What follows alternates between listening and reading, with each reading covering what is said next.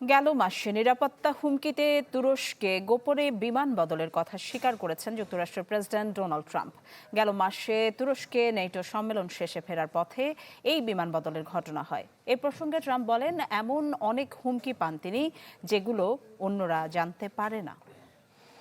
Bangla QR যেখানে নগদ payment সেখানে সারা দেশে 10 লাখেরও বেশি মার্চেন্টে নগদে পেমেন্ট করুন খুব সহজে। ইরানের সম্ভাব্য হামলার মুখে গোপনে বিমান বদল করেছেন মার্কিন প্রেসিডেন্ট ডোনাল্ড ট্রাম্প। গেল মাসে তুরস্ক সফর শেষে সৃষ্টি হয় এই পরিস্থিতির। মার্কিন প্রভাবশালী গণমাধ্যম ওয়াশিংটন পোস্ট সোমবার খবরটি সামনে আনে। এরপরই বিষয়টি নিয়ে শুরু হয় ব্যাপক আলোচনা। ঘটনাটির শুরু তুরস্কে। ন্যাটো সম্মেলন শেষে দেশে ফিরছিলেন ট্রাম্প। যাওয়ার সময় তিনি কাতারের উপহার দেয়া একটি নতুন জেট ব্যবহার করেন, কিন্তু ফেরার সময় তিনি অন্য একটি সামরিক বিমানে ওঠেন।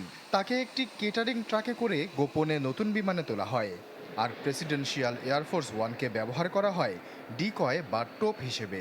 সেই বিমানে ছিলেন হোয়াইট হাউসের কর্মী ও সাংবাদিকরা। এয়ারফোর্স ওয়ানে ইরানের মিসাইল হামলার সুনির্দিষ্ট গোয়েন্দা তথ্য ছিল। ক্যাটারিং ট্রাকে লুকিয়ে ট্রাম্পের পলায়নের খবরটি সোশ্যাল মিডিয়ায় ছড়িয়ে পড়ে। তাকে নিয়ে অনেক ব্যঙ্গাত্মক মিম তৈরি হয়।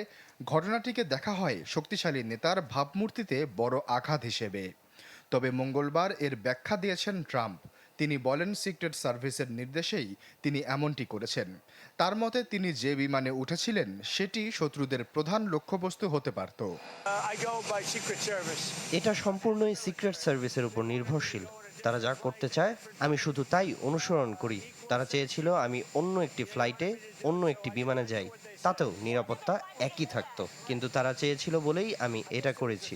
আর আমি ইরানকে একদমই বিশ্বাস করি না। যুক্তরাষ্ট্র ও ইরানের চলমান যুদ্ধ এখন অনেকটাই ব্যক্তিগত পর্যায়ে রূপ নিয়েছে। গেল ফেব্রুয়ারিতে ইসরায়েলি হামলায় ইরানের সর্বোচ্চ নেতা আয়াতুল্লাহ আলী খামেনি নিহত হন। এই হামলায় সমর্থন দিয়ে সে সময় ট্রাম্প দাবি করেন, খামেনিকে না মারলে লক্ষ্যবস্তু হতেন তিনি নিজে। 2025 সালে ইরানের পারমাণবিক কেন্দ্রে বোমা হামলা চালায় যুক্তরাষ্ট্র। এরপর চলতি বছর নৌ অবরোধের কারণে উত্তেজনা আরও বেড়েছে। তাই ট্রাম্পের নিরাপত্তা নিয়ে এখন সর্বোচ্চ সতর্কতা অবলম্বন করা হচ্ছে। আশ্বাস চৌধুরী, চ্যানেল 24।